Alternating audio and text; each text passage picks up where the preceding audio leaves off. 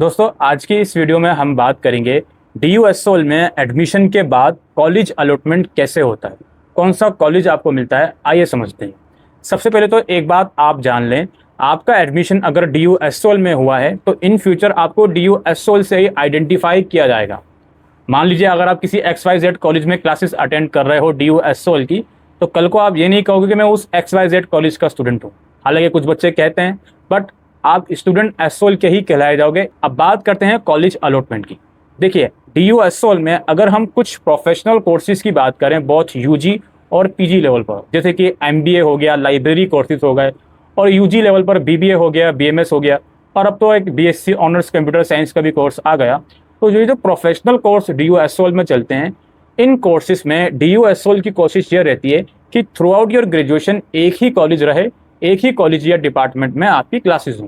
जैसे MBA की classes Satyakam भवन नॉर्थ कैंपस में होती हैं, लाइब्रेरी कोर्सेज की क्लासेस जो हैं शहीद राजगुरु कॉलेज में होती हैं। तो इस तरीके से पहले तो आप ये समझो कि अगर आपका प्रोफेशनल कोर्स में एडमिशन हुआ है तो रिस्पेक्टिव कॉलेज जो आपका होगा through out your graduation same होगा। अब वो एग्जैक्टली कौन सा होगा दोस्त, उसे बताना जल्दबाजी करना सही नहीं है। आपको इंतजार करना है। कितना इंतजार करना है अभी मैं आपको बताने वाला हूँ।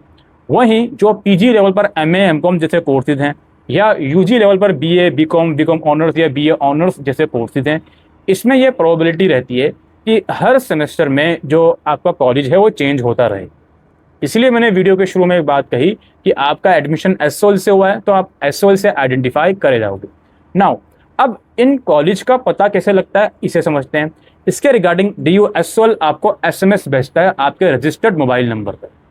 जिस भी कॉलेज का आपको SMS आया वहीं जाकर आपको क्लासेस अटेंड करनी होती है। संडे टू संडे क्लासेस होती हैं। कुछ कंडीशन में वीक डेज में भी क्लासेस हो सकती हैं या सैटरडे संडेज में भी हो सकती हैं। मैसेज के अलावा SOL की वेबसाइट पर एक लिस्ट आती है कि किस कोर्स की क्लासेस किस किस कॉलेज में लग रही हैं। अगर आपको मैसेज नहीं आया फॉर एग्जाम्पल, तो आप वेबसाइट पर लिस्ट चेक कर सकते हो कि हमारी क्लासेस इस कॉलेज में लग रही हैं, तो आप वहाँ जाकर क्लासेस अटेंड कर सकते हो।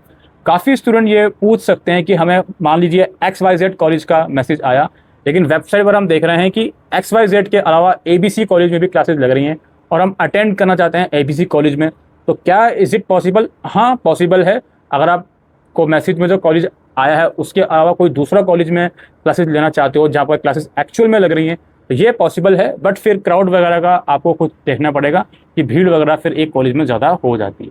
ये मैसेज कब तक आएगा? ये मैसेज जहाँ तक मुझे लगता है हम 2026 में हैं, मिड सितंबर तक मुझे उम्मीद है। मिड सितंबर या उसके बाद ही तो ये क्लासेस की जो इन्फॉर्मेशन है या मैसेज है ये आना शुरू होगी। उससे पहले आना डिफिकल्ट है, क्योंकि मिड सितंबर तक तो एटलीस्ट एडमिशन चल ही रहे हैं।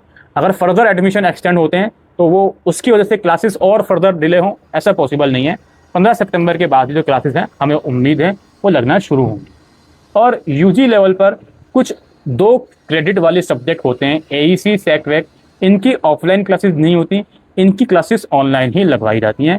ये चीज़ भी आप लोग समझ लो। बाकी जो आपके कोर और मेन सब्जेक्ट हैं इनकी ज़रूर ऑफलाइन क्लासेस करवाई जाती हैं। ये सारा माजरा है कॉलेज अलॉटमेंट का। बस अगर आपको SMS नहीं आए तो घबराना मत, वेबसाइट पर लिस्ट आएगी कॉलेजेस की, उनमें से जाकर आप क्लासेस अटेंड कर सकते हो। ऑल्दो ये क्लासेस अटेंड करना ज़रूरी नहीं होता। मैं उम्मीद करता हूँ आपको इस वीडियो में दी गई इन्फॉर्मेशन यूज़फुल लगी हो, तो इस वीडियो को शेयर करिएगा। Thank you.